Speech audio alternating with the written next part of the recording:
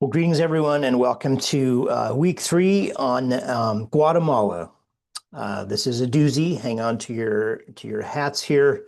Um, Guatemala is a real case study in covert power, Cold War fear, and the long aftermath of that, and it still has repercussions for this hemisphere today, uh, for all intents and purposes. Okay, so Guatemala is a good example of a case study that's something that's bigger than Guatemala. It's how the Cold War worked on the ground, how covert action becomes a routine instrument in US state power, and how a short, successful intervention can create a very long-term disaster, what the CIA itself calls blowback. Shut that off. I'm going to model how historians approach a topic like this when the record is very messy. We've got later memoirs, propaganda, partial declassification, FOIA, Freedom of Information Act releases, Truth Commission, etc., that blend scholars with uneven claims. So our job is to not really choose a side. That's historians are. We're saying like, what did they think they were doing, right? What do we actually know? How do we know it? What kind of incentives shaped what people said at the time? First, it's important to contemplate why Guatemala mattered. Let's start with the map and the mood. So Central America, near neighbor to the United States, close, what is long viewed, sort of known as the Monroe Doctrine, our backyard, and major powers intervention not allowed in that backyard. You see this logic in Venezuela and Greenland in contemporary times. In the early Cold War, that proximity mattered, right? Policymakers, US policymakers, especially in the 50s, were worried about a Soviet beachhead somewhere in the Western Hemisphere, right, where they could gain influence and project their power to the United States through that beachhead. But the we need to ask two questions, though. Was Guatemala actually becoming a Soviet outpost? And even if it wasn't, why did US officials find that narrative useful? Okay, so communism in the early Cold War wasn't just an ideology, it was also a label that could justify actions that might look like interference. So Guatemala matters because of what happens here. It becomes a template perceived as successful. If you can topple a government cheaply and quietly, you'll be tempted to do it again. And we see this in other examples. The Jakarta method is one that you'll read about vis-a-vis Indonesia. Iran was perceived as very successful and encouraged future interventions. So the rewinding to the 40s and 50s, let's look at the Guatemalan Revolution and what Arbenz actually tried to do. In 44, Guatemala experiences a revolution to overthrow their dictatorship. And the decade that follows is often called the 10 Years of Spring. It includes experiments in democracy, labor rights, social reform, and this context gets lost if you just start the story in 1954. So we got to roll back. Then comes Jacobo Arbenz. He's elected in 1950. His core political project is not turn Guatemala into the USSR, the Soviet Union. It's a national development and sovereignty project, especially the kind that threatens entrenched power. And in Guatemala, that revolves around land. Guatemala had an incredibly unequal land structure. Small elite corporations held massive estates, and many peasants had little or nothing. Benz's government pursued land reform, maybe most famously Decree 952, which redistributed land to landless peasants with compensation. Now you can debate that policy's details and implementation, but analytically, land reform is explosive because it directly collides with domestic elites in Guatemala, the military who make a killing off of that, and foreign corporate property. And in Guatemala, That corporate actor was the United Fruit Company, not just a banana company, but a political economic system, land, railways, ports, influence. The term Banana Republic comes from this, right? The store Banana Republic is named after this phenomenon. When land reform hits property holdings like that, it becomes international. And those powerful corporate actors lobby and petition their friends in the US government to change, and in this case, to overthrow. So Cold War ideology and political economy are not separate lanes. They merge here. All right. So communism as a local force and a strategic story. The growth of Guatemalan communist influence in labor and the role of propaganda is real. There were communists in Guatemala. They did try to build influence. The PGT, the Guatemalan Communist Party, it matters, but there's a big difference between communists existing in this political ecosystem, being influential in unions and policy debates, and Guatemala being controlled by Moscow, right? There's a huge gap between those things. And a lot of scholarship and declassified material suggest Soviet control was limited. US officials often inflated that threat, right? It's in their interest to do that, to inflate that threat. In the Cold War, communist influence could function like a multiplier.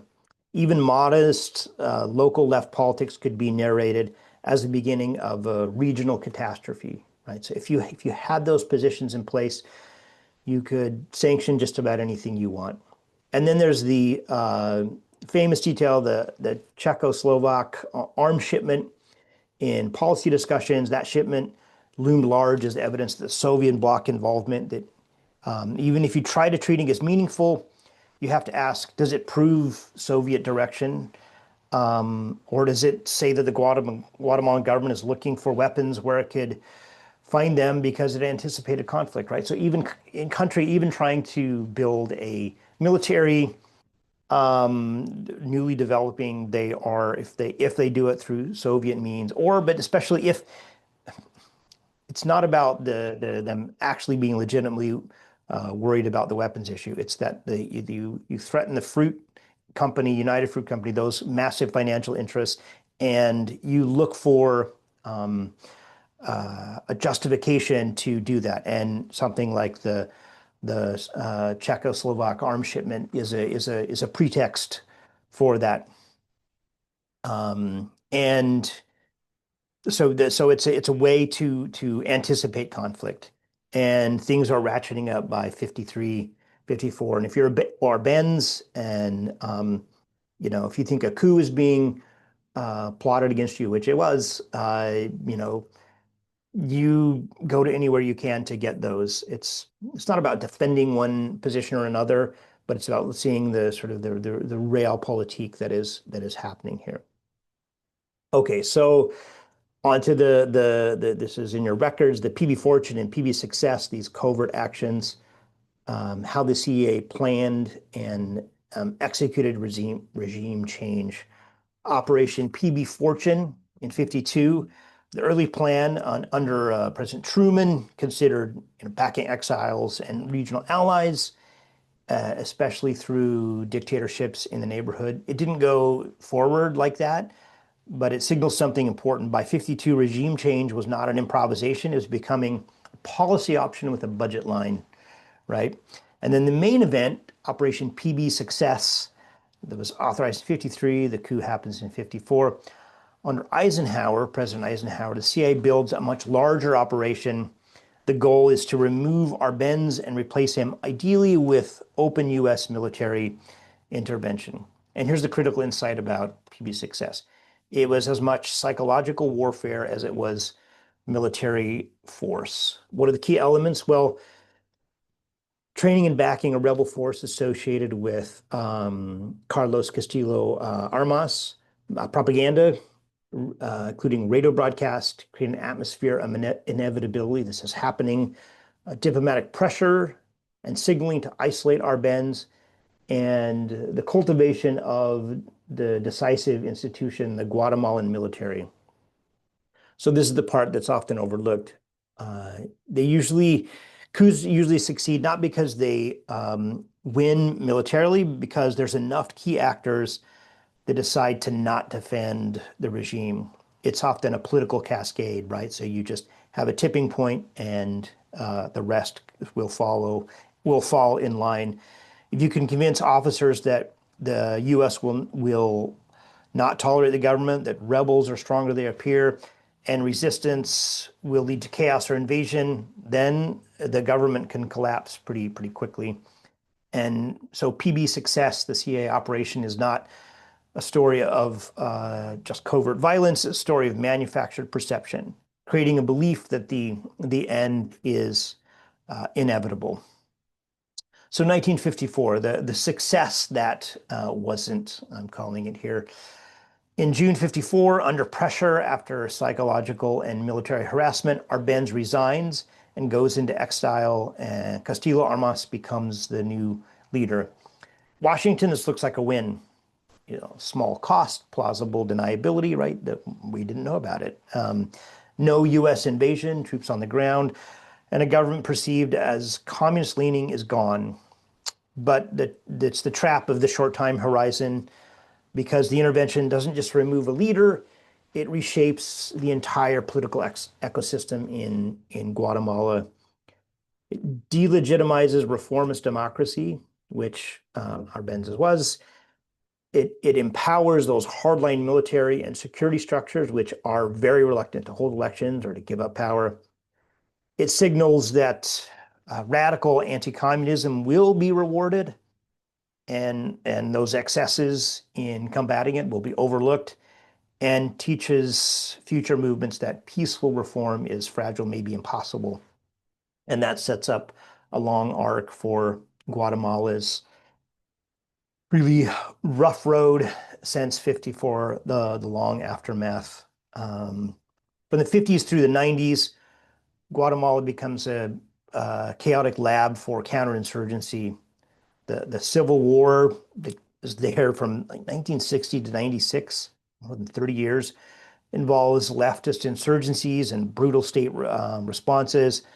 A pattern emerges, the growth of intelligence networks, militarized policing, paramilitary forces, death squads, disappearance as a tactic, and systemic terror, especially in indigenous communities.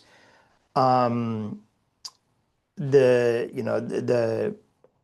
USAID's Office of Public Training overlap with the Vietnam era programs and counterinsurgency practice. And so, right, so it becomes a training ground for what happens in the Vietnam War, really, and part of a transnational toolkit for the Cold War: training, intelligence, policing, coercion.